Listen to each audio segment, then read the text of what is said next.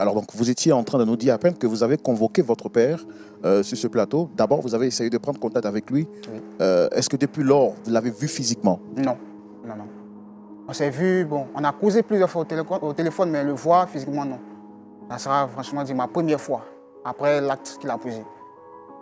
Donc, voilà, je souhaite vraiment qu'il soit là. Et là, aujourd'hui, qu'est-ce que vous souhaitez lui dire exactement en le voyant? Parce que moi, je crains qu'il y ait un débordement entre vous et votre père. Non, pas un débordement. Mais j'aimerais connaître réellement les motivations de mon père, en fait. Peut-être sans doute que j'ai pu faire quelque chose de mauvais à papa, pour qu'il puisse agir de la sorte. Ça, moi, je ne sais pas.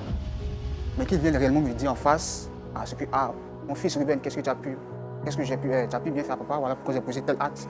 C'est tout mon souhait, c'est tout mon vœu.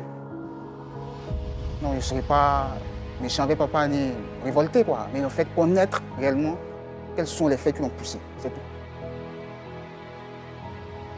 D'accord. Vous l'avez souhaité rencontrer votre père.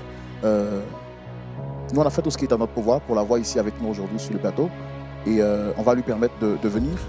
Mais je voudrais d'abord que vous me promettez de rester vraiment entre griffes, très sage. Ne vous inquiétez pas, le frère Roland. Comme vous l'avez dit, je serai très sage. D'accord. Pasteur Tchoumou et très cher public, on va recevoir le père de notre frère Ruben. Il se nomme Monsieur Martin. Merci de le recevoir sous vos applaudissements.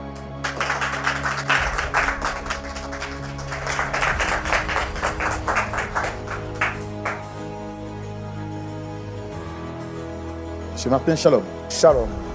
Vous allez bien, j'espère? Ouais, super, tranquille, ça va, je vais très bien. En tout cas, nous, on est très content de vous avoir avec nous ici sur ce plateau.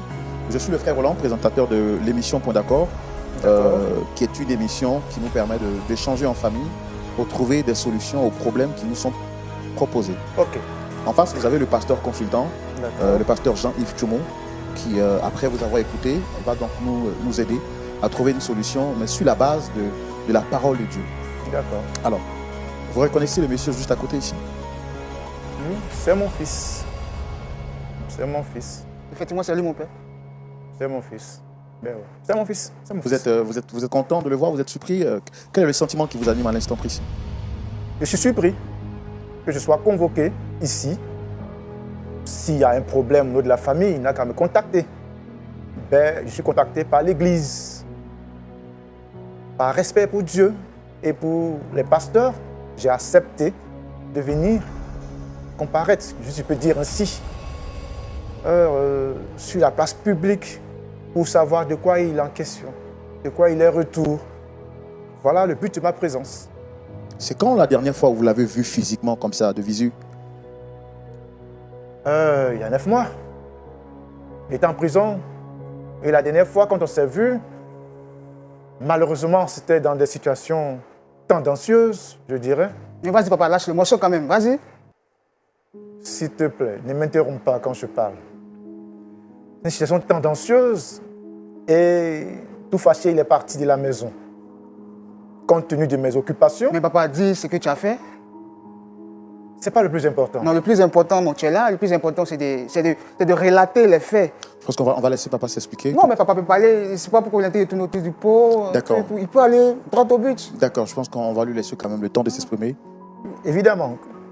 Et donc je disais que dans une situation tendancieuse et douteuse, il s'est emporté, il est parti. Depuis lors, je n'ai pas eu de ses nouvelles. Et compte tenu de ma position sociale et de mes fonctions sur le plan social, étant chef d'entreprise, mais papa, souvent en voyage, dis au frère Roland, qu'est-ce que tu as pu bien faire? Mais je veux savoir, c'est pourquoi on m'a convoqué. Ok. C'est pour cette raison que je suis là. Et donc, je rappelle que vous êtes des personnages publics. Oui. Et vous êtes chef d'entreprise, vous êtes entrepreneur. Justement. Alors, c'est votre fils qui vous a sollicité ici sur le plateau. C'est sa deuxième fois d'être ici avec nous. La première fois, c'était à la demande de son épouse pour des faits qu'elle nous avait relatés. Alors, ces faits sont les suivants. Elle nous avait fait savoir que son mari avait été accusé injustement et qu'il aurait été mis en prison injustement. Les faits, les détails des faits ne nous ont pas été relatés, mais ce qu'on sait, c'est que son mari, votre fils, a été mis en prison, condamné à 5 ans de prison, mais qui a été libéré plus tôt. Pendant cette période, elle nous aurait dit que vous avez eu des rapports intimes avec elle. Je pense que s'il y a sa demande, là aujourd'hui que vous êtes là, il voudrait comprendre les faits qui ont été donc dits par son épouse. Est-ce que les faits sont avérés ou est-ce que les faits sont juste une accusation? Nous avons trouvé nécessaire de vous convoquer, de vous solliciter sur le plateau pour entendre votre version des faits. Et vu que vous êtes là, je pense qu'il faut également qu'il ait la troisième personne, qui n'est rien d'autre que son épouse. On a fait tout ce qui était à notre pouvoir pour la voir sur ce plateau. Et pasteur, on voudrait la recevoir également pour que l'échange se fasse en famille. Si vous le permettez, bien sûr. Évidemment, je vous le permets. D'accord. Public, exceptionnellement, on va recevoir un troisième invité sur le plateau. Sous vos applaudissements.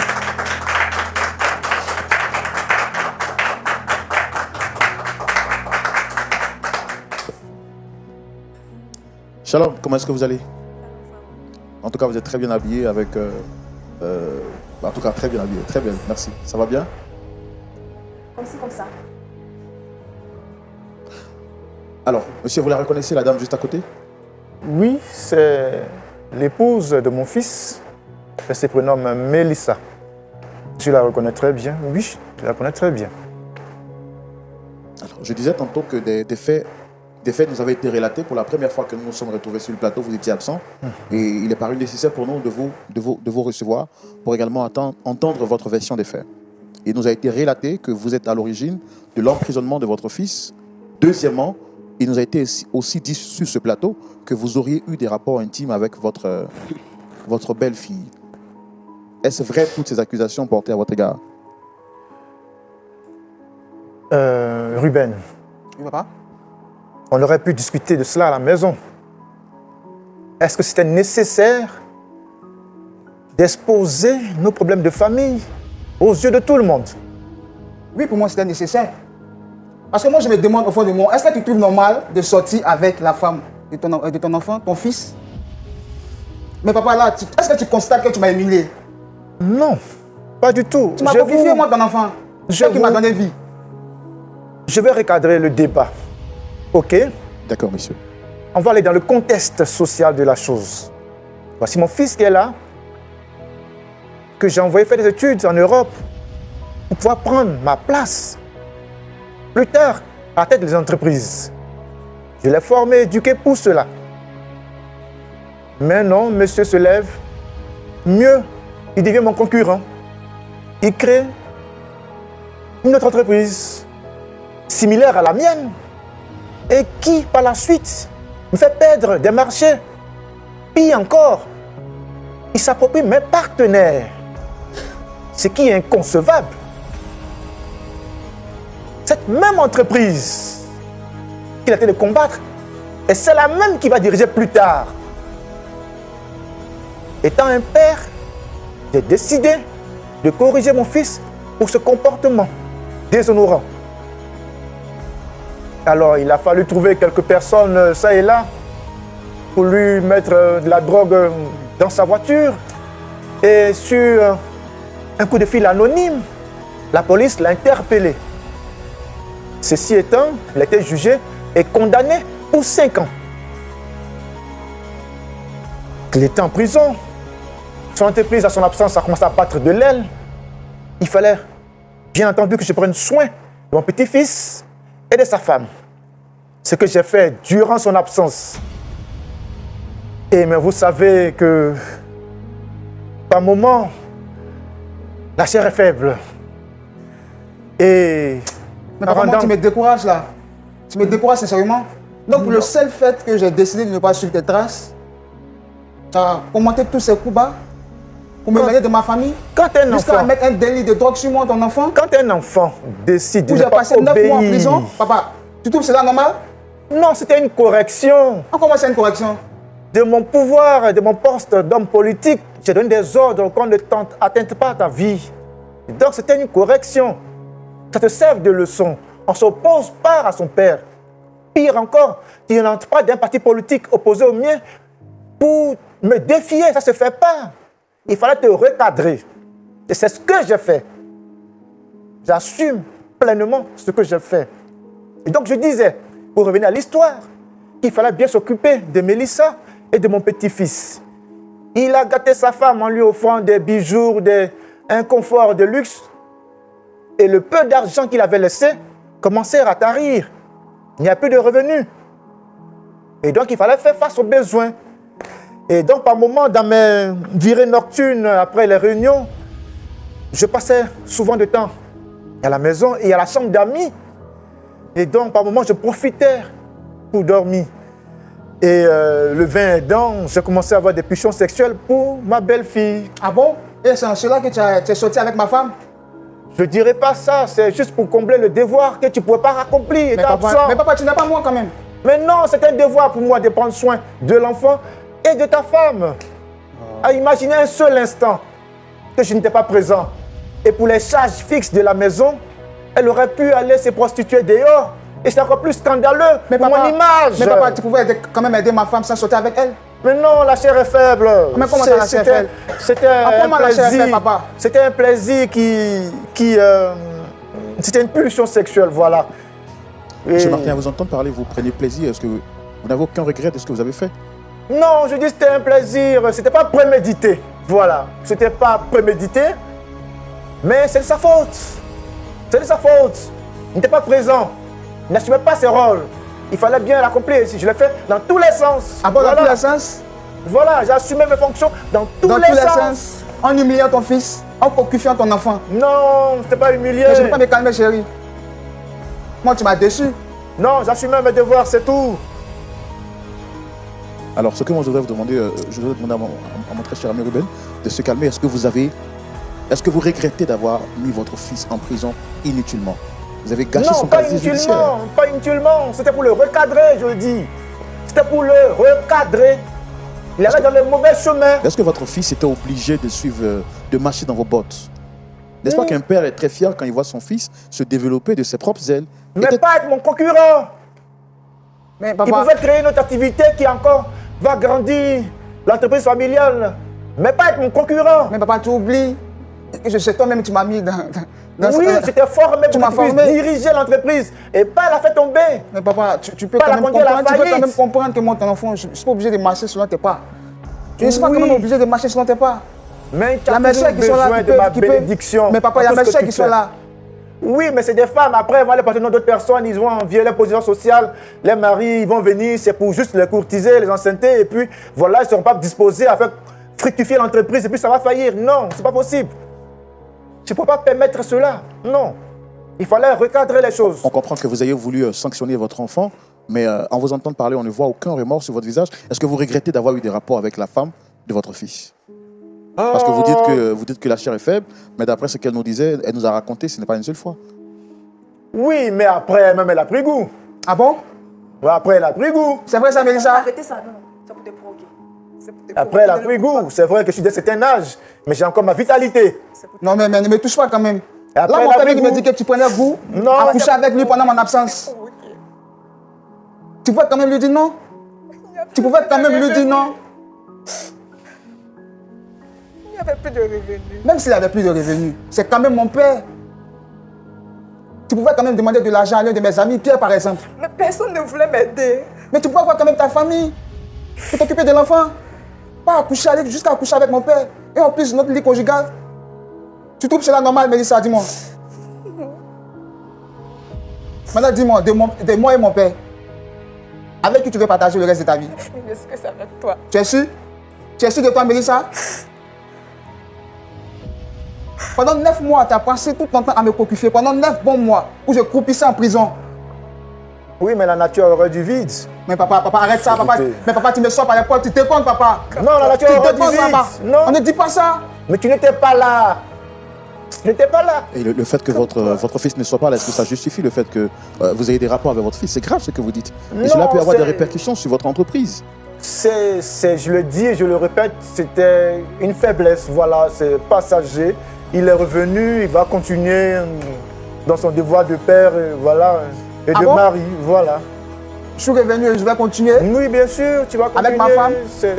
Mais c'est ta femme, voilà. Comment ma conscience me gronde? On va essayer de se calmer. Dame Mélissa, essayez de vous rasseoir, s'il vous plaît.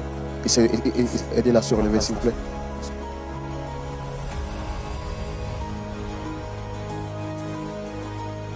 Je comprends que vous soyez sous le choc, Dame Mélissa. Tout à l'heure, votre beau-père nous a dit que vous preniez plaisir. Est-ce que c'est justifié ce qu'il dit? Parce que comprendre une erreur, oui, une erreur, on le fait une fois, mais quand c'est... Il nous dit que ce n'était pas seulement que la seule fois, il y a eu plusieurs fois. C'est dit que vous étiez consentante. Pas vraiment. Ah bon? Il dit faux. Et qu'est-ce qui le prouve? Souvent, quand je l'appelais, c'était pour lui dire qu'il n'y avait plus rien à manger ou bien soit peut-être les enfants avaient besoin de quelque chose. Et quand il venait à la maison, avant de me donner de l'argent, il demandait à coucher avec moi, sinon il ne donnerait pas de l'argent. J'étais dans l'obligation de le faire. Voilà. Non, mais ça, je te comprends bien, c'est pour le manque d'argent que tu as accepté de coucher avec mon propre père. C'est pas à cause de ça seulement, c'est pas à cause de ça. Et il y a quoi d'autre? Qu'est-ce qu'il t'a promis? À part le fait de coucher avec toi.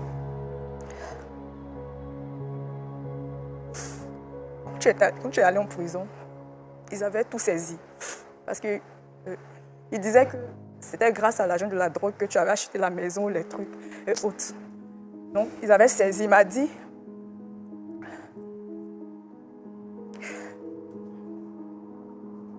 il allait user de son pouvoir pour pouvoir répondre tout ça. C'est pourquoi... Essayez d'être forte, essayez de respirer à fond et dites-nous exactement pour qu'on comprenne. Qu'est-ce qu'il vous a dit exactement? Quelle est la promesse qu'il vous a faite?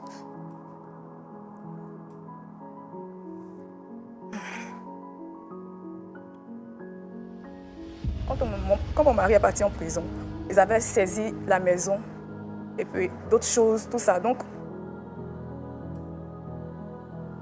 le monsieur qui est assis là, Mais c'est ton beau-père?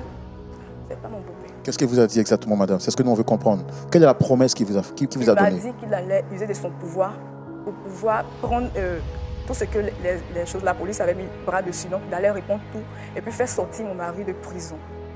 Donc vous avez accepté d'avoir des rapports avec lui dans l'espoir de pouvoir revoir votre mari qui est sorti de prison Oui. et avoir donc accès à ses biens. Oui. Non, C'est mais c'est cela. pas suffisamment ça, hein, c'est pas ça, c'est pas ça. La condition, c'est qu'il revienne dans le droit chemin. Il revient dans l'entreprise familiale.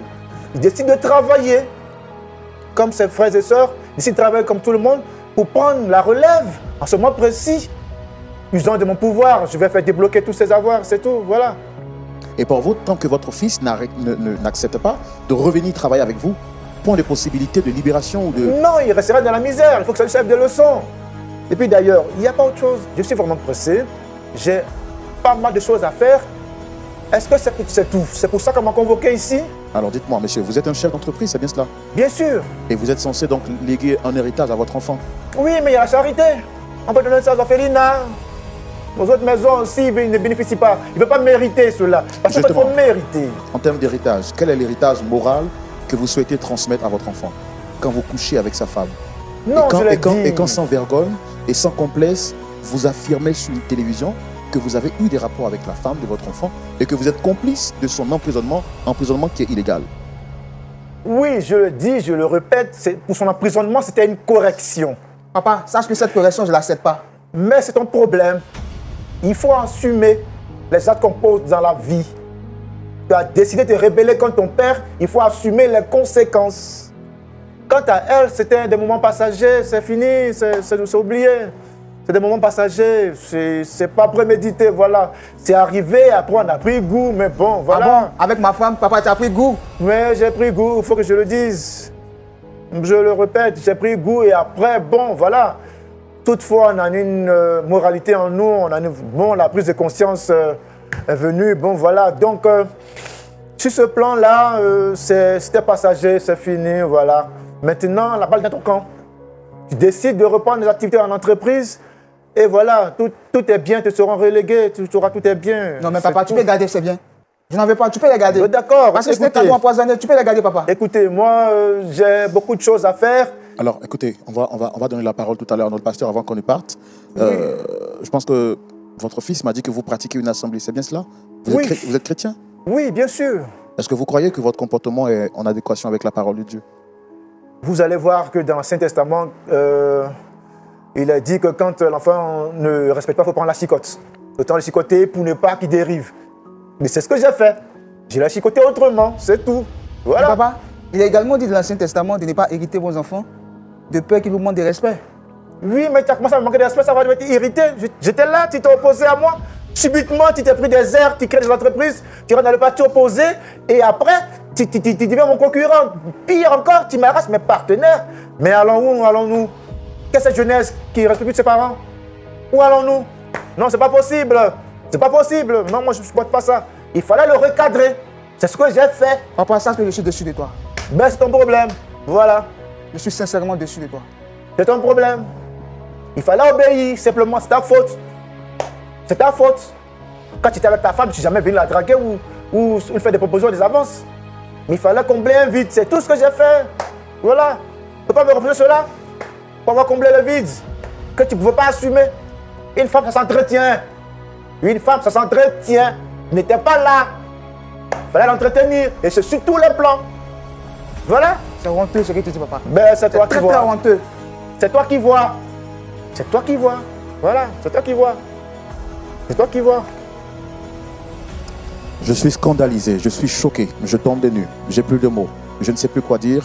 Je pense que dans ces situations pareilles, seul le pasteur Tchoumou pourra nous aider avec son point de vue. Mais avant, nous allons prendre rapidement le point de vue de notre pasteur, le pasteur Toilier de l'église AEC.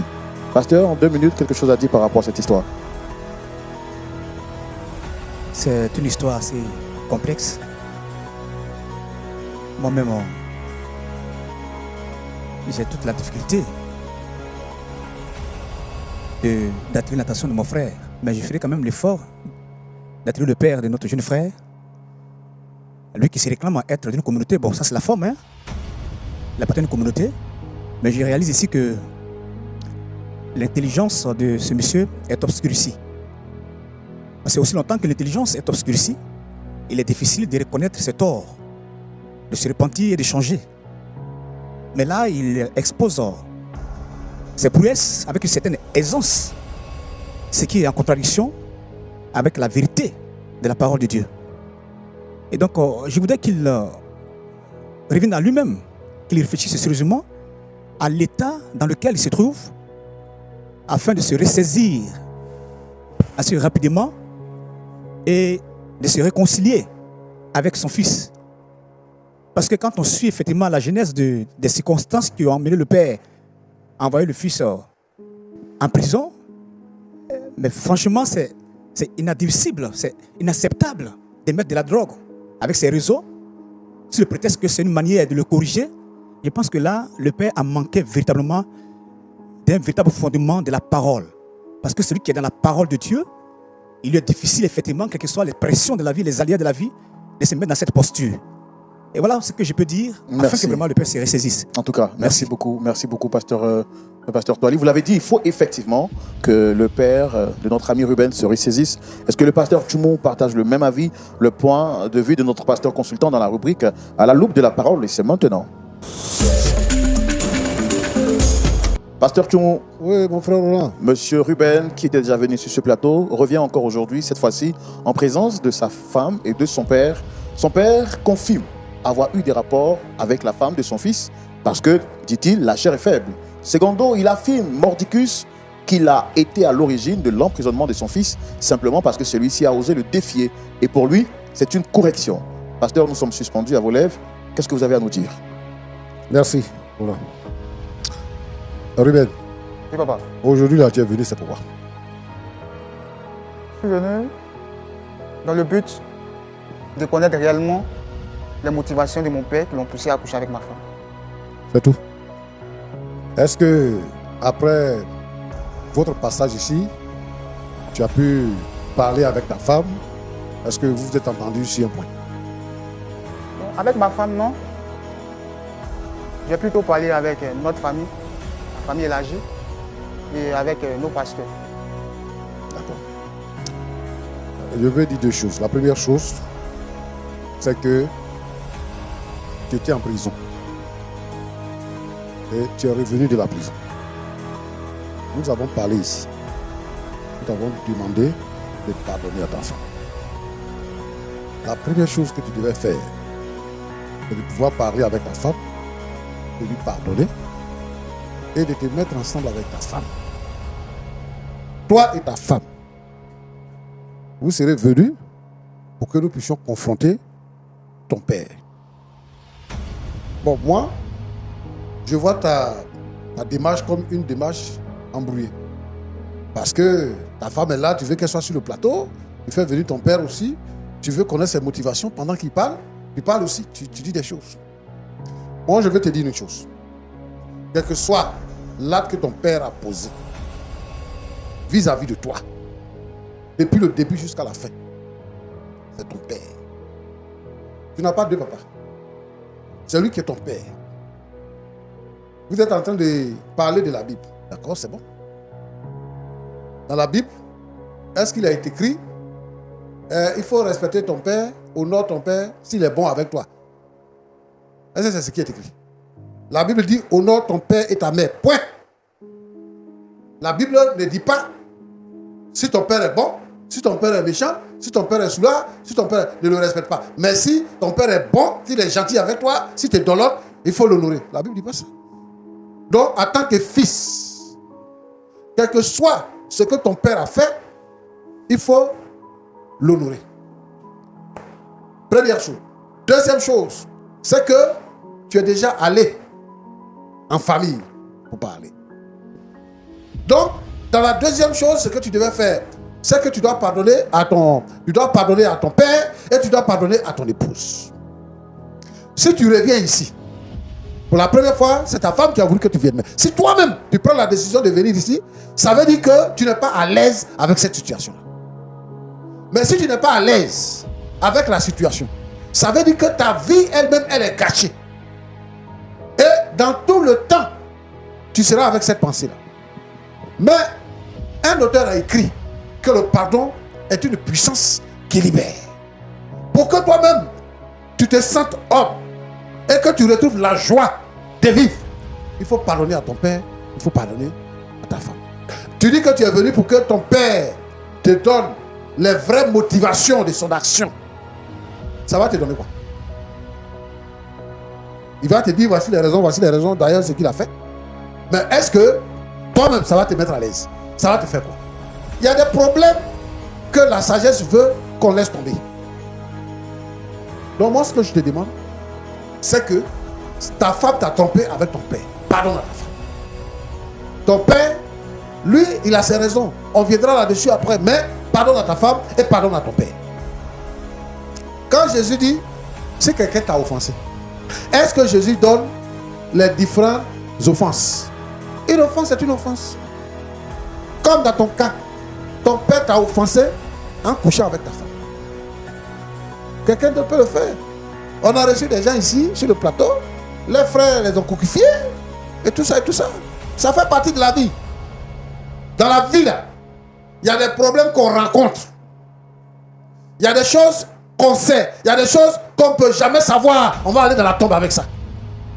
Mais toi, Dieu a permis que tu découvres ce qui était caché. Dis gloire à Dieu. Et remets ton sort à l'Éternel. La Bible dit, recommande ton sort à l'Éternel, mets en lui ta confiance et il agira. Donc, je veux que tu sois capable de pardonner à ta femme et de pardonner à ton père pour que tu vives heureux. Ta femme dit que elle a été harcelée. Elle était seule. Il n'y avait personne pour l'aider. Ni tes parents, ni ses parents, ni tes amis, ni l'église. Personne pour l'aider. Elle était seule à la maison. Tu es parti en prison pour 5 ans. Le monsieur, il vient là-bas. Il la menace. Il fait tout. Elle n'a pas un endroit où aller. Toi, ce que tu vois là, c'est parce que ton père dit qu'il a pris plaisir à ça. Coucher une fois avec une femme et puis coucher plusieurs fois avec elle. La différence, c'est où? Le plus important, c'est coucher. Donc maintenant, lui te dit que c'était passager, c'est passé. Pardonne à ta femme. C'est ta femme. C'est tout ça, on n'a pas péché. Elle a péché, elle demande pardon. Pardonne-lui. Sinon, toi aussi, tu deviens méchant. Mélissa. Aujourd'hui, tu es là. Et on peut dire que c'est une situation honteuse. Et le sort a voulu que tu t'asseyes entre les deux, le père et le fils. Tu es la femme de ces deux-là. C'est-à-dire que tu connais chacun comment il est. Et c'est une situation honteuse. Femme, si tu aimes ton mari, si tu es chrétienne, quelles que soient les pressions qui vont venir. Jésus dit, homme de peu de foi, où tu as mis ta foi? Toi-même, tu étais prédisposé. Parce que tu n'as pas regardé au Seigneur, tu as regardé au bien. Les biens là, c'est pour ton mari. C'est pas pour toi. Si son père te menace, toi aussi oppose-lui un refus. Si tu vois qu'il a, si tu as la maison, tu boucles les portes. Il ne peut pas avoir assez à toi. Le Seigneur va pouvoir tes besoins. Mais c'est parce que tu n'as pas fait confiance au Seigneur et que tu as regardé dans la main de ton beau-père. Il y a des femmes, Roland. C'est-à-dire que les femmes là, quand elles sont là, la solution de leurs problèmes, c'est l'argent des garçons. Donc elles sont capables de se donner à n'importe qui. Même s'ils ressemblent à un singe. Elles sont capables. Parce que c'est l'argent des garçons et regarde. Or, on peut avoir l'argent. Nous là, le Seigneur pouvoir chaque jour à nos besoins. Et il faut faire confiance au Seigneur parce qu'il est le pourvoyeur. Je veux décourager toutes les jeunes filles, toutes les femmes qui pensent que on peut prendre des raccourcis, tromper son mari, avoir des rapports sexuels avec des gens ça et là pour pouvoir subvenir à leurs besoins. C'est une fausse idée. Le diable fait naître ça en nous. Mais si on fait confiance au Seigneur, le Seigneur va nous donner l'intelligence de fructifier des biens pour vivre. Et ça, il fallait que tu le fasses. Malheureusement, tu ne l'as pas fait. Mais bon, on va faire comment? Comme tu as demandé pardon à ton mari, je pense que ton mari t'a pardonné. Monsieur quoi? Comment il s'appelle? Martin. Comment? C'est Martin. Martin. Voilà l'image que la civilisation nous apporte. Ouais. Des hommes éduqués qui sont partis à l'école, qui sont devenus des hommes responsables dans la société, qu'on respecte. Lorsqu'on a des manifestations, on s'en va les chercher pour venir parrainer nos cérémonies. Des gens à qui on peut se référer. Des gens à qui on confie la destinée de notre pays. Voici des gens comme ça. Comment un père, tu imagines que moi, je vais coucher avec la femme de mon fils. Comment un père, un directeur de société, un responsable, qui dit que mon fils m'a désobéi. Donc parce qu'il m'a désobéi, je voulais lui faire la leçon. Ça c'est quelle leçon? Un père qui est pervers, immoral.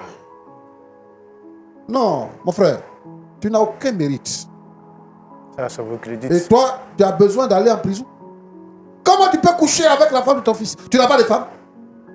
Toi, tu as l'argent. Toutes les femmes que tu veux dans le pays ici, là, tu vas les conquérir pour les avoir. Mais tu viens coucher avec la femme de ton fils. Roland te demandait tout à l'heure, c'est quel héritage moral que tu vas laisser à ton fils. Et tu penses que c'est quelque chose qui va passer comme ça? Dieu qui est là, Dieu là, il venge ses enfants. Hein? L'enfant est meurtri. L'enfant est meurtri. Il y a des voix, plusieurs fois pour dire à ton enfant que non. Ou bien même tu peux fondre la société de ton fils dans ta société. Ça, tu peux le faire. Mais toi, tu trouves... Regarde comment il te parle. Il ne te regarde plus comme son père. Hein? Il te regarde comme son rival. Et ça te plaît. Ben, celui qui voit. En plus, il n'a même pas de remords. Bon, maintenant, comment tu veux que ton fils travaille avec toi? Mais qui vient travailler comme tous les autres employés. Mais qui vient travailler. Regarde, pardon. Il faut laisser l'enfant tranquille. Parce que ton problème, là, on peut régler ça autrement. Mais ce que tu as fait là, toi-même, tu sais que c'est impardonnable. C'est parce que nous, on est dans des pays vraiment africains que ce genre de situation peut arriver. Regardez des gens comme ça. Et il y a combien dans notre pays? Il y a combien de gens comme ça en Afrique noire? Des gens qui sont partis à l'école et qui vivent comme ça. Mon petit, il faut laisser ton père. Il ne faut pas désobéir à ton père. Voilà. Prends ta femme et construis ta vie. Si ton père dit que tu es devenu son concurrent là, déplace-toi. Il y a beaucoup de villes dans ce pays. Va dans une autre ville, construis ta vie. Parce que tu vas mourir pour ne rien. Quelqu'un qui est capable de coucher avec ta femme, qui est capable de te mettre en prison, s'il veut te tuer, va te tuer. Donc moi je pense que il faut que tu sois prudent. Mais ta femme là, Elle n'est pas en partie responsable de ce qui est arrivé. Il faut lui pardonner. Tu voulais entendre la version de ton père. Tu as entendu. C'est suffisant. Que Dieu te bénisse. Merci, papa. Merci beaucoup. Merci beaucoup, Pasteur Tchoumo. Comment est-ce que vous vous sentez après les paroles du Pasteur Tchoumo, rapidement en 1 minute? Je me sens réconforté. Et puis, je vais mettre en pratique les conseils de papa, du pasteur Tchoumo. Vous avez mal, je vous vois en train de couler des larmes. Oui, j'ai mal au l'acte qu'a posé mon père. Mais ma femme, je ne vais pas la rejeter. Tout simplement parce que ça fait bien longtemps que nous sommes mariés ensemble. Et nous avons un être cher en commun, qui est notre fils, qui a à peine 2 ans. Alors, pour ça, je vais garder ma femme. Et puis bon, essayer de me bâtir un autre avenir. Vous avez entendu ce que votre père a dit. Il dit qu'il souhaite que vous reveniez pour bâtir l'empire qu'il est en train de construire. Il est prêt à tout débloquer à raison que vous acceptiez de revenir pour reconstruire la vie. Qu'est-ce que vous dites par rapport à ça? Franchement, revenir avec mon papa, ça ne sera pas possible.